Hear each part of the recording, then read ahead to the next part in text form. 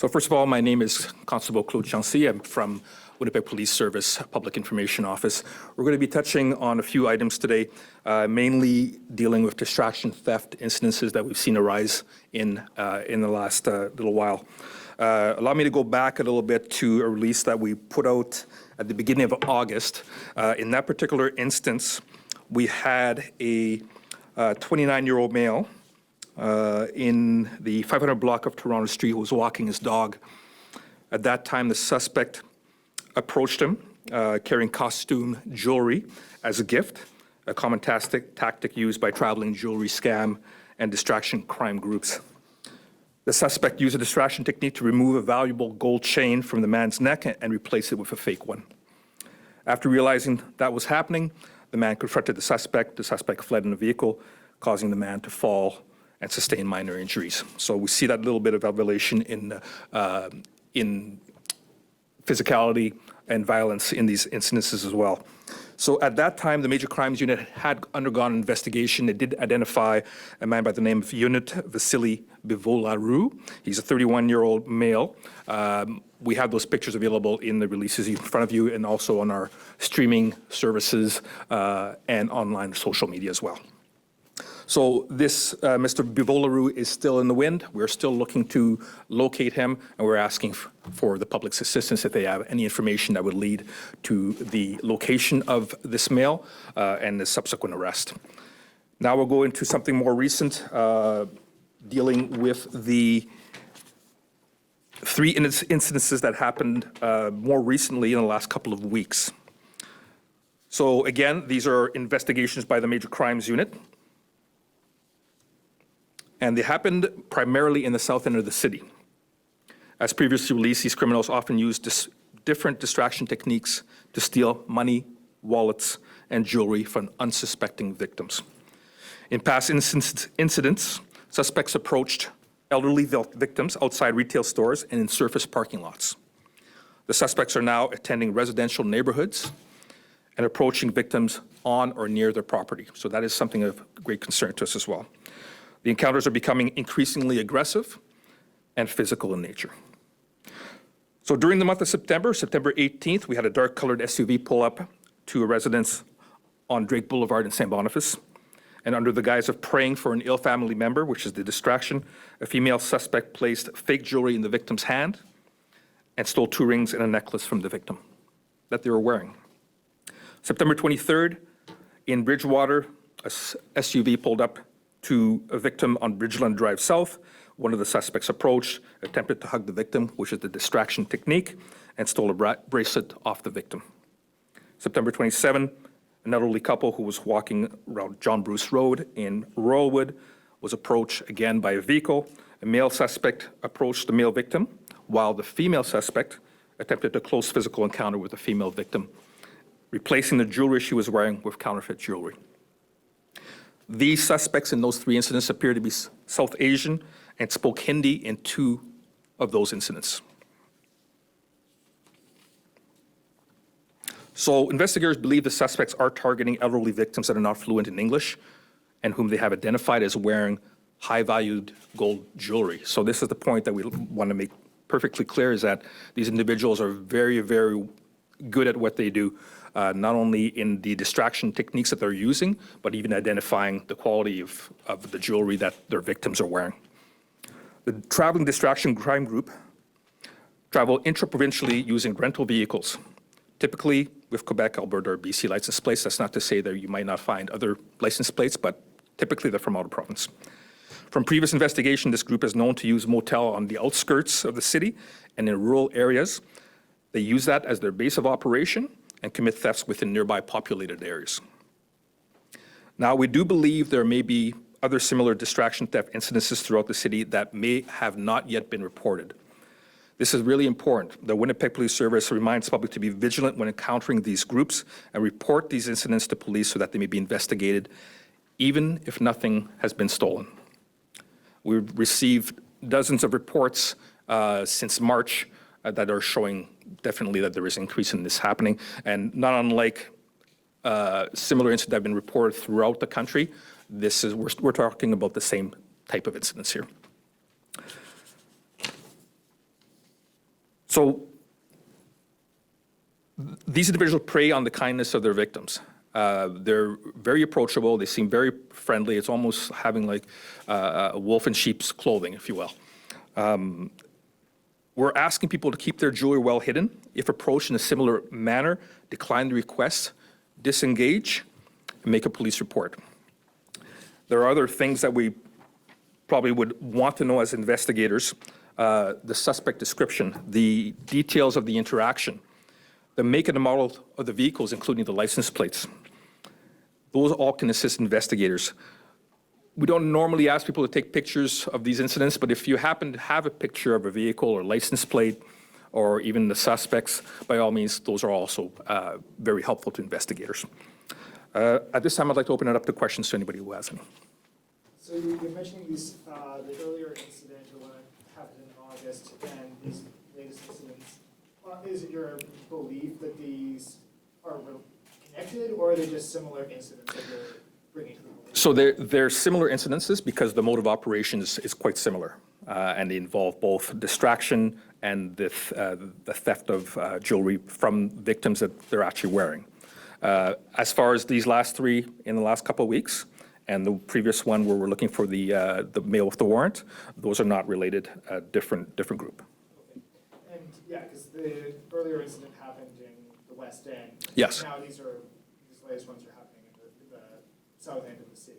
Right. So are you seeing, is it happening anywhere else in the city? Yeah, so I mean, we focus on the last three because it did happen in the south end of the city and it happened in residential neighborhoods, which is unlike most of the ones that we've seen so far, which happened mostly in retail areas, parking lots and such. Now they're going to into residential neighborhoods, or poaching people near or close to their residences, which is quite alarming. Are you aware of like other cities where this group has been and is traveling out? Well, we have to be careful when we say this group. So far, we haven't tied that to other incidences in different parts of Canada. Okay, we're dealing strictly with things that have happened here in the city. To say that they're not responsible for other crimes in different cities, they may very well be, because these are traveling criminals. They literally go from city to city to city to city, across the country and back. So it's extremely common. We've heard it from cities in Ontario, Alberta, BC, and it's becoming quite a big challenge to try and catch these thieves. Do you anticipate that after this release and sharing this information, these people will just move on? Well, that's a possibility. The fact of the matter is they're going to move anyways. That's what they do. They're transient criminals. They move on a regular basis. They move quickly. It is very possible that if they see and hear this, they'll move. But the importance of having a press conference like this is twofold. Not only does it alert other law enforcement agencies to the problem we're having here, and again, the information sharing is common within all law enforcement agencies, so that is part of the reason we're doing this. More importantly, we want to make sure that the public is aware that this is happening. Like I mentioned before, some of these victims were seniors that are not English speaking. So they may read this or may not be able to read this or may not be able to understand what we're putting out there on video. We implore on their family members, whether you have parents or grandparents, that go out for walks and have, wear their jewelry or go to the retail store wearing expensive jewelry. Perhaps give them the advice that they should have that well hidden, and if possible, leave it at home so that they don't become inadvertent victims of these crimes. Are you working with police in any other jurisdictions on this investigation? Not on these investigations per se. Now, if there's any correlation to another city where we have perhaps the same suspects, then we would, of course, be contacting them or vice versa, and we would have that information sharing that would help either law enforcement agency or both. Regarding these incidents that happen at homes, how are the suspects identifying potential victims? Are they just driving through neighborhoods and seeing people? They are. Yeah, they're very opportunistic. They will park in a retail store parking lot, for example, and again, they're not usually alone. I know that the one with the male that with the August incident, for example, he was alone, but All the other incidents that we see, they're traveling in groups in vehicles. So you may have at least two people in the vehicle, usually a male and female. Sometimes you'll even have kids, believe it or not, so it takes that level of suspicion down quite a bit. Again, they may sit in a retail store, they may sit in the driveway, not a driveway, but on the roadway, and they will actually look for these people. Again, they're very, very skilled in identifying real gold or real jewelry on people, and they're able to commit to the theft based on that information. Is there any opportunity to elaborate at all on how the exchange works? Like, we hear, we talk about it, taking a necklace off, or taking a bracelet off. Is this a matter of yanking them off? Can you elaborate on that so people, should they find themselves in that close quarters, what they might be experiencing? So when you have somebody that yanking something off your body, that becomes effectively a robbery. There's a violent point to that particular incident. As far as the method, I can't go into the exact method, but the point of contact, physical contact with the person, is where it facilitates the crime. So if they're able to put their hands on somebody else's hands, they have gifts sometimes, like the fake jewelry, to place into somebody's hand. You've got now a hold of their hand. They're able to manipulate and through sleight of hand and take that off. In the case of a necklace, for example, they'll sometimes even hug, embrace the person, and that's that physical contact, close physical contact that we're talking about, are able to place the jewelry around somebody's neck while removing the necklace at the same time. So they do this very quickly. They're very good at it. And the majority of the cases, the victims are not even aware that it happened until they figure out that jewelry is not theirs that they're wearing.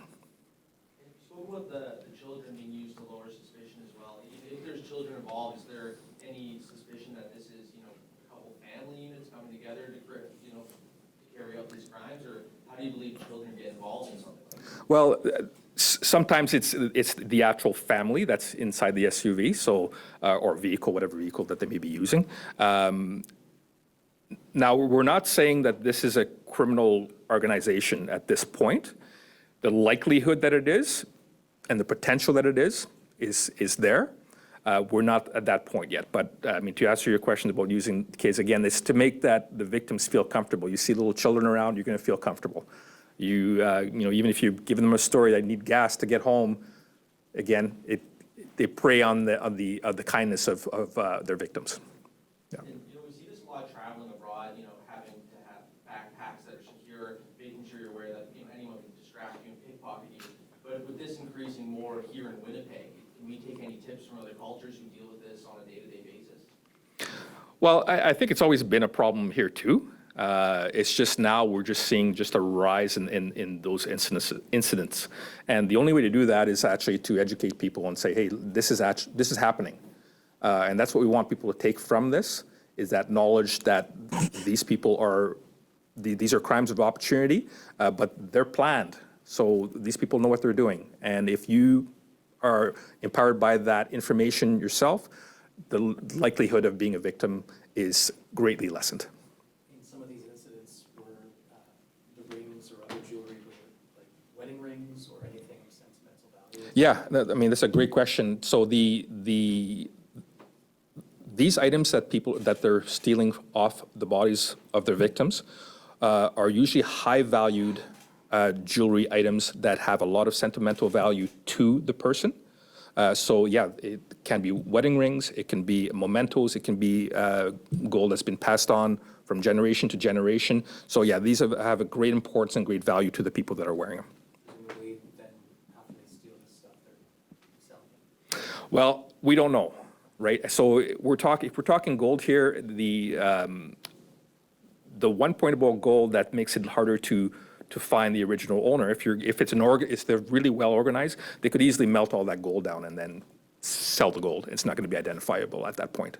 So that's another point that makes this crime a little bit more easy to get away with. So that's why we need people to actually make those observations, make those reports, even when nothing is stolen, make those reports so we can make those links to the perpetrators. And the report makes mention of the fact that they spoke Hindi in a couple of these incidents. Yeah. Are there specific ethnic groups that are primarily being targeted? Well, In this last three, it seemed like it was. Now, there's some cultures that do wear a lot of jewelry, and they're aware of that as well. Now, going back to the fact that you're talking about the Hindi speaking, we've also noticed a few of these groups speaking French and English as well. So there is that, they're versatile in being able to adapt to whoever they're victimizing. Any other questions? No? Just sorry, regarding Yep. the jewelry that was stolen. Yes. Do you have I guess, an estimated value of some of those pieces? I had a conversation yesterday with Major Crimes Unit, and we're looking at an average between $3,000 to $6,000 of jewelry per victim. So we're talking high-end jewelry here. So again, that's why they're targeting certain groups, that the quality of the gold is higher in a lot of cases, and that's what they're going for. All right, thank you very much.